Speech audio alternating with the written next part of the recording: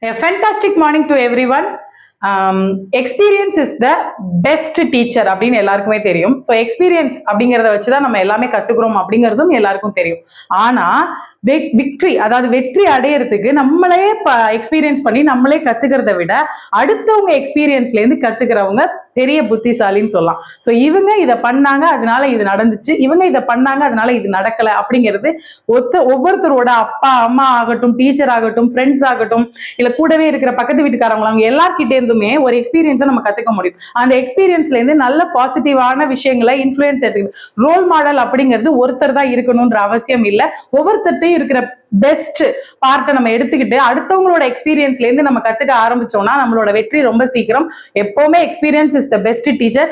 அந்த எக்ஸ்பீரியன்ஸ் உங்ககிட்ட இருந்து மட்டும்தான், அதாவது உங்களோட எக்ஸ்பீரியன்ஸா மட்டும்தான் இருக்கணும்னு அவசியம் இல்லை, அடுத்தவங்களோடதாவும் இருக்கலாம்.